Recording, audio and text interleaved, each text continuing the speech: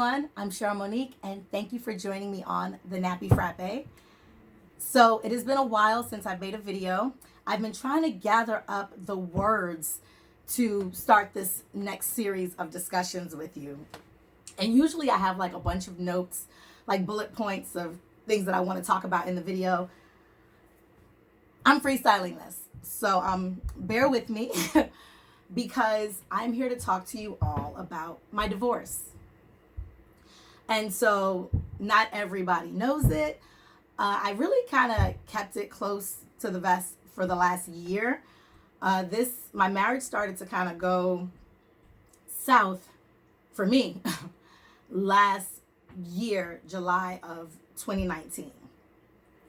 And so the decision to get a divorce was made in about September of 2019.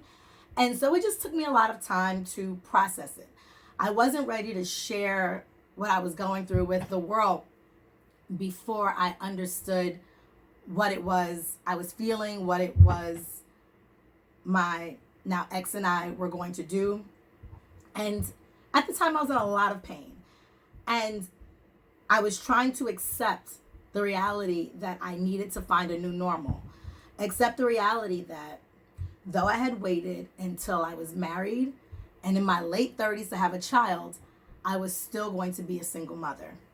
In essence, we're co-parenting very well, but in essence, it wasn't going to be the two-family home that I had waited for.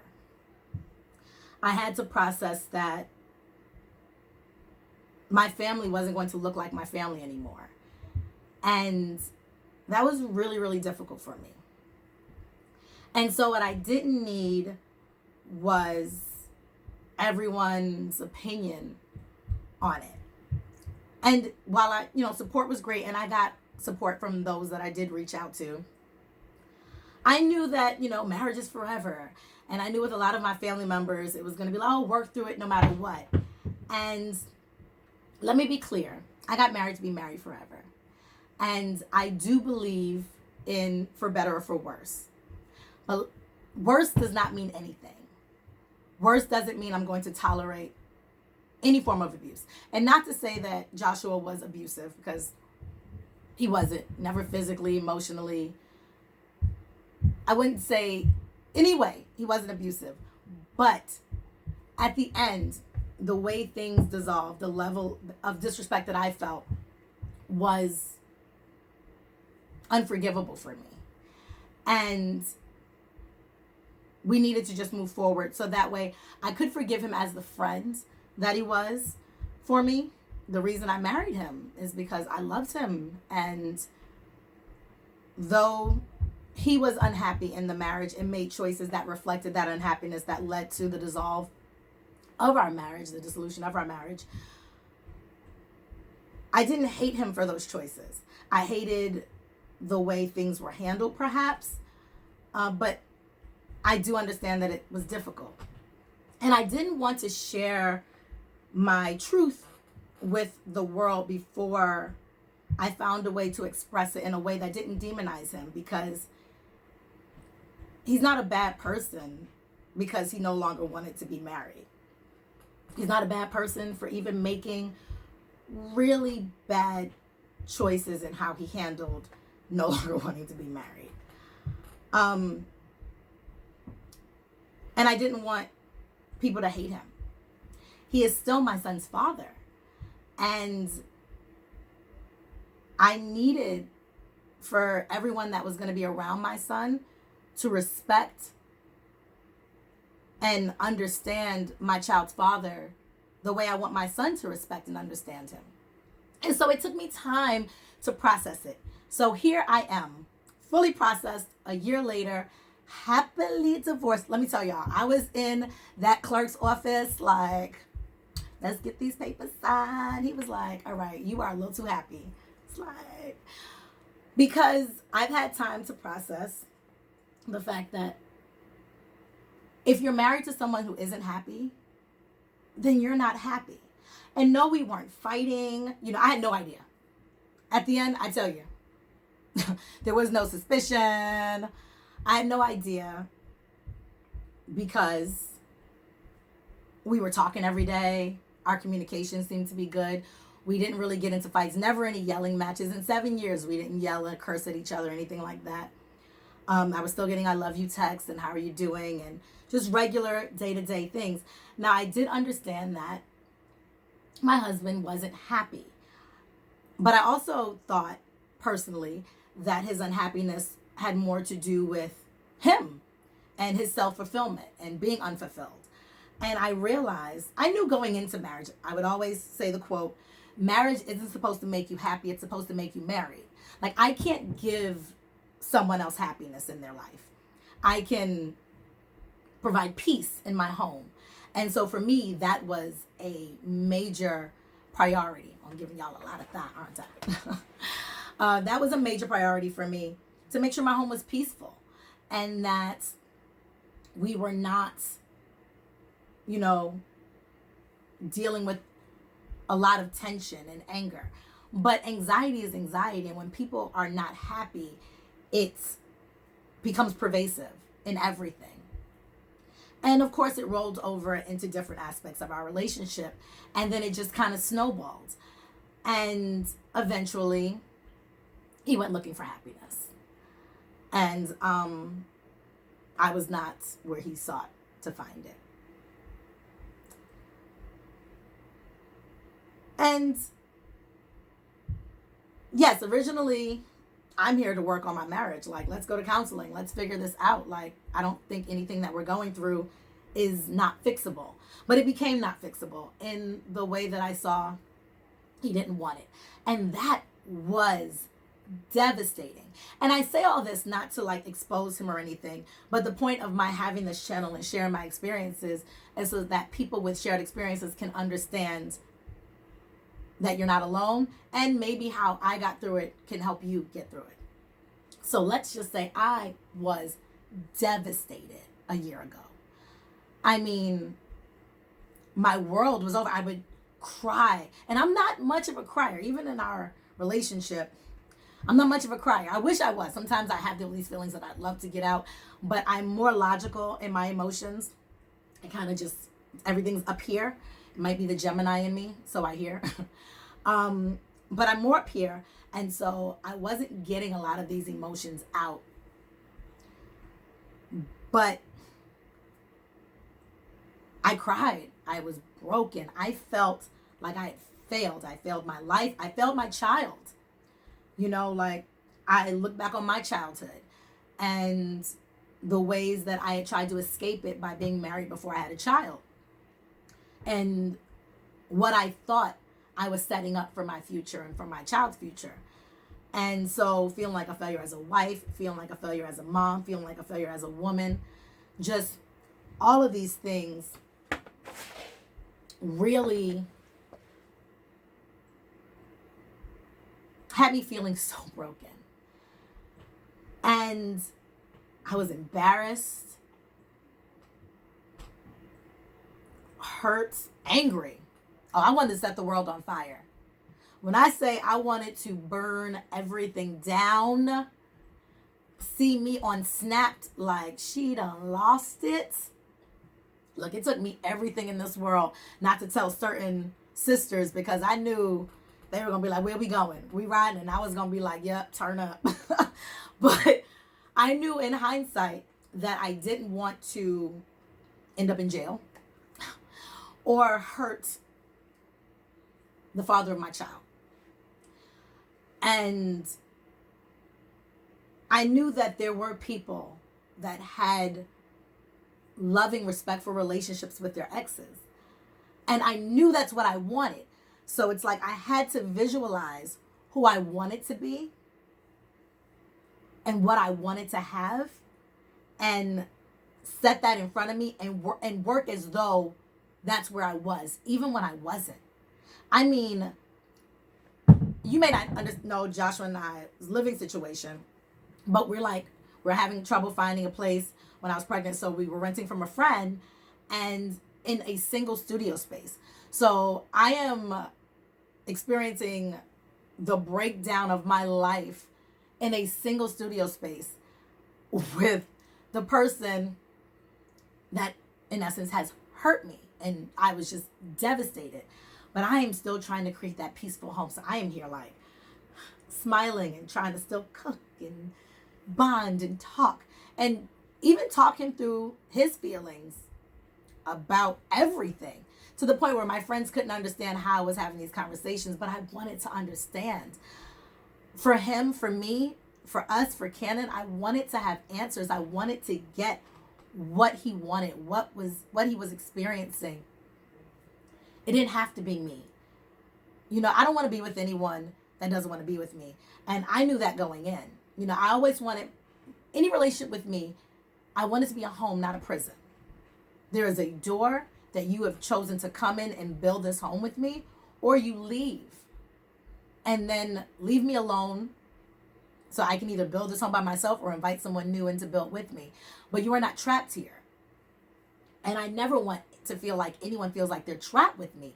I do think I am a prize. And not to say that I'm perfect by any means, but there is value in my love, in my friendship. And if you don't want that, then set me free, you know? But when I tell y'all I was going crazy in here, I mean, crazy. I had to go see a therapist. Like, I was having panic attacks. I've experienced panic attacks throughout my life. When I was younger, I thought I had asthma because, you know, mental illness isn't very well taken care of in our community, and in my family it wasn't very different.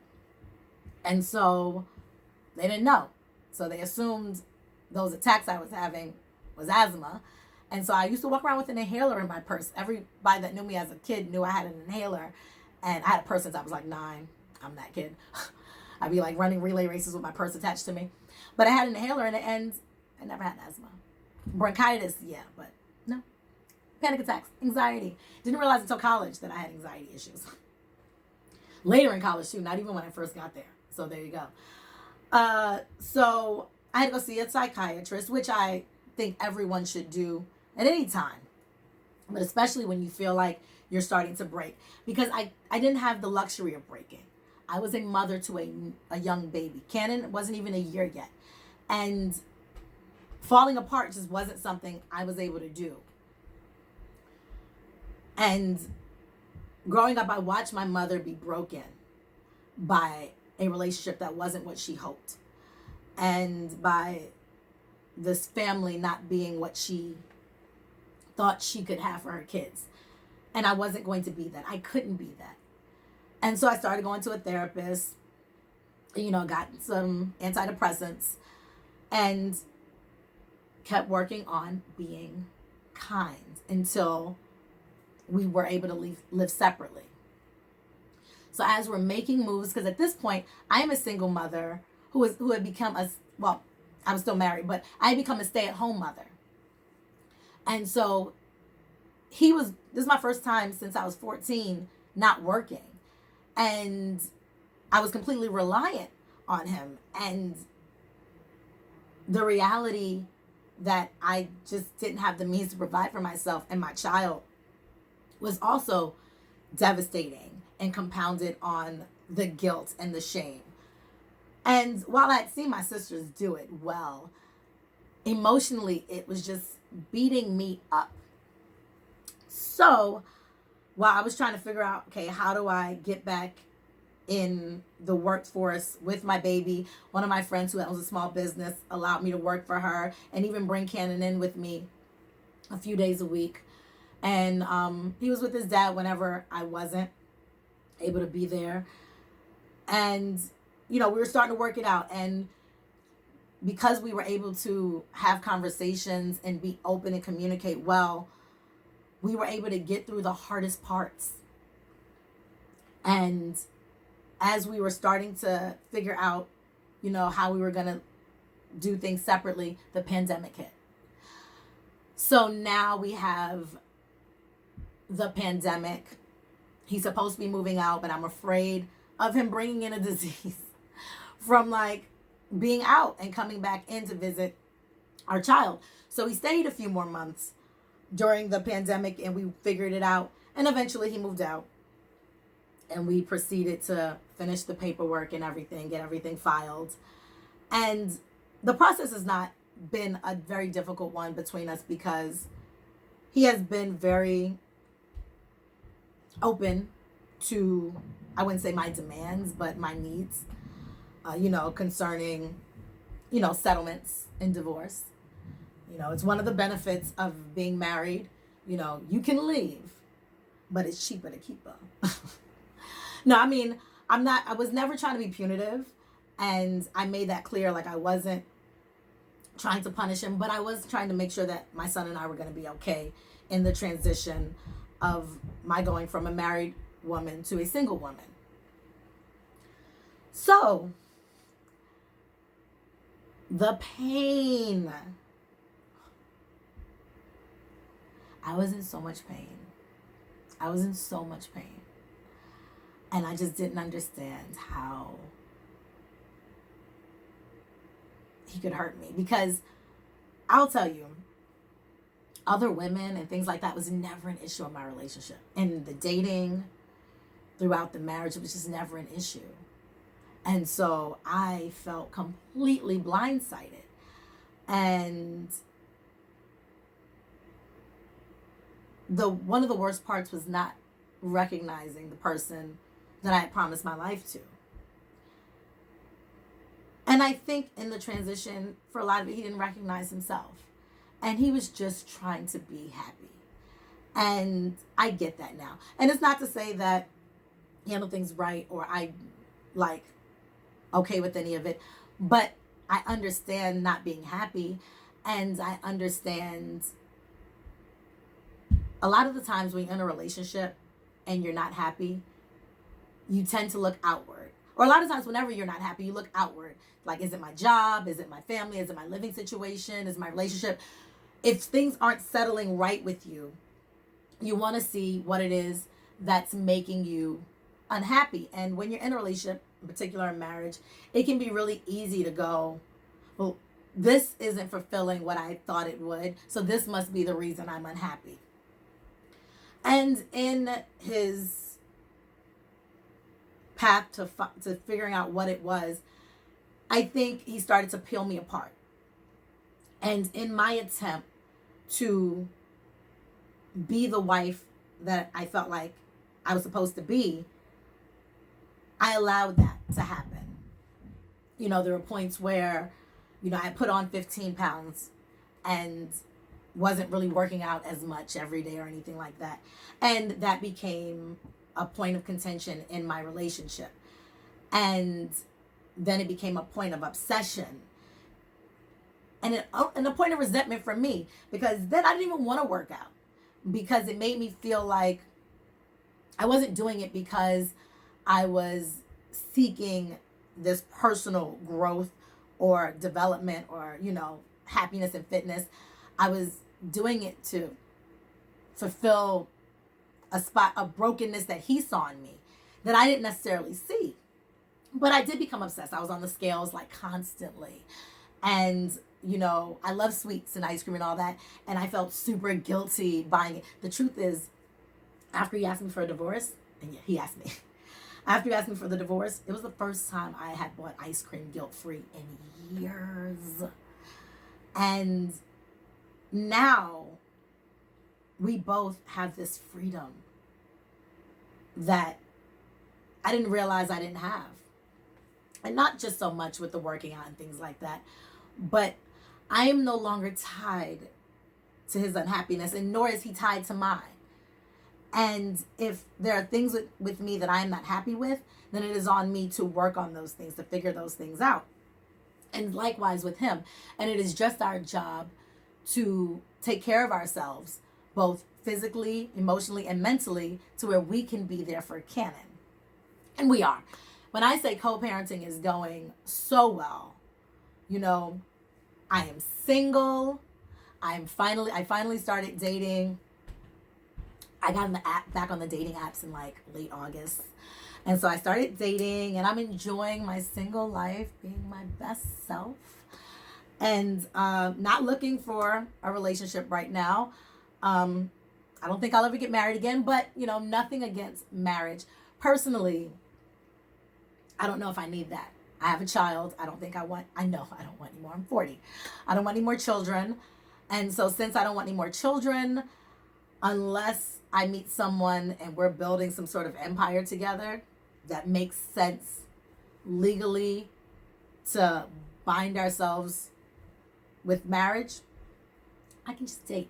Look, I'll be the 80-year-old with the boyfriend, just boyfriends. And it doesn't mean that I'm not looking to fall in love, because I love love. So if I fall in love with someone, even if we're not like monogamous or anything, look, I'll fall in love with a lover. I'll take a lover, fall in love, enjoy my love affair. And when it runs its course, and I will move on. Get my little Eartha Kitt on, I am no longer looking to compromise who I am. I will do a video on my self-discovery in this process, because I discovered that I spent so much time focused on being the good woman, and knowing that one day I wanted to be married, and kind of focused on what that meant for me, and allowing my boyfriends to put me into that virgin or whore box really stifled who I was emotionally, sexually, psychologically, as a woman. And now I'm just trying to figure out who I am, what I want, what I like, what I don't like. And in the process, I am enjoying myself. And I will say my ex is super supportive and encouraging. Like if I have a date and I'm like, listen, I have a date, can you watch Canon? Even if it's last minute, he's got me. And so he's not trying to get in my way. We don't want to be together. And I think that is a blessing, a very blessed part. I feel like the way things were handled in the dissolution of our marriage helped me fall out of love very quickly. And so because even by the pandemic, I was no longer in love with him, it was easy for me to let go. Even with him moving out, I was still a little anxious and not sure how I'd feel when I was by myself. But once he moved out, woo! I love having my own space. I do. I love it. I love it. I love it. I love, love it. And so I do not miss living with him. I'm sure he does not miss living with me. And I'm really happy. And so we are super supportive of each other. We do talk about our dates and things like that. And I know that's weird for a lot of people, but he's my friend, and I'm able to have my friend, and my friend doesn't want to be with me any more than I want to be with him. And we're able to have the friendship and the love that we had. And that helps me forgive him, forgive the friend, because the friend hurt me, and that was hard.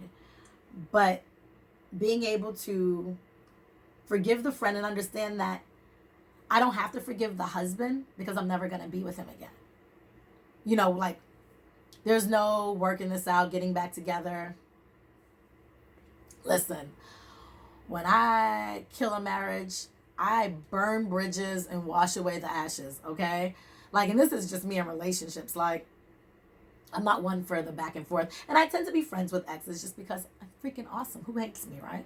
Like, no, but seriously, like I don't have like a lot of beef. And so I wouldn't expect my marriage to be any different. And we have a child.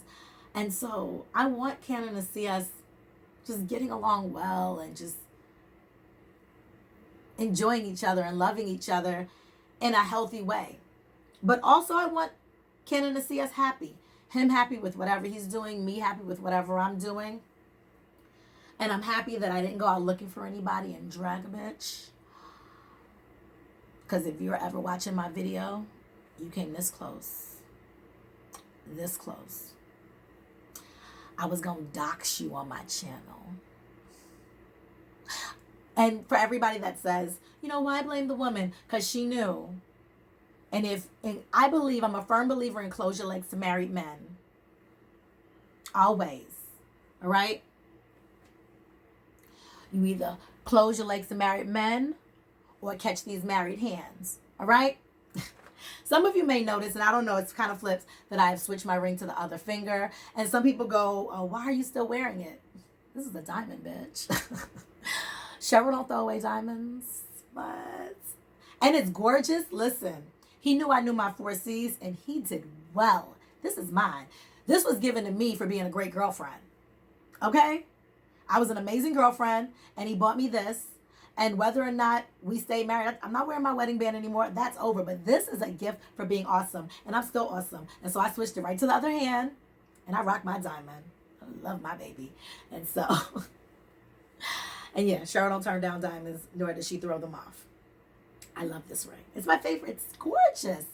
And so, you know, catch that one. But, yeah, so divorced. That's the story. I'll probably do a live at some point if you guys have any specific questions. But the next video will be on freeing myself from the good girl, or the good wife bondage that I thought I was supposed to be, and getting to know the woman that I am. Unabashedly, unapologetically, unashamed. So again, thank you guys for joining me on the Nappy Frappe. I have got to go. You notice you didn't hear Ken in the background. He is at his father's house. And so I need to go pick up Cannon from Dad's house and bring him back home. And he spent the night. He's finally sleeping over. I'm trying to get him weaned. So yeah. What? I'm feeling free. What you know about that? But thank you all so much for your support, for your love, for the friends and family that have been there for me and very understanding. I felt very supported and very loved. And even when I was at what it felt like rock bottom, my anxiety felt overwhelming. And I did feel my depression creeping back in, but you all held me up so strong and kept me from sinking into my depression. And I needed that. I needed that for Cannon. I needed that for myself. You all reminded me that I wasn't just Cannon's mother, which is what I wrapped myself in. When I wasn't a wife anymore, I wrapped myself in the title of mother. And I think I was doing it in an unhealthy way. And you guys reminded me that before I became Cannon's mother, I was Cheryl Monique. And whether it's Cheryl Monique Johnson, Cheryl Monique Newsom, I'm not going to change my name. It's just too much. Me and Cannon going to have the same name. It's on all my credit cards and stuff. I'm not doing it. So, but you guys reminded me that I was Cheryl Monique. And I appreciate you reminding me who I was and that I'd find love again. And like I said, listen, though I'm not looking to be bonded in any monogamous relationships anytime soon, and even if I get monogamous with someone, marriage is not even kind of on the table, I look forward to falling in love over and over again. Listen, I will fall, hit the floor, get back up, and fall again because I love love. And you guys reminded me that I was worthy of it. And I appreciate you. And so if you are going through a divorce, you're going to be okay. You too are worthy of love and happiness and joy. And grace and forgiveness can go a long way. And it doesn't mean that I didn't say exactly how I felt. I just had to take a beat, take a moment, and find ways to express myself without the rage. Because I knew that the rage was an emotion of the moment. And that grace is an action. Grace is a verb. Forgiveness is a verb. Love is a verb. You have to do it. And sometimes you have to do it even when you don't feel it. But again, I thank you all so much. Thank you for joining me on the Nappy Frappe. I will see you next week to talk about my growth process. Thank you.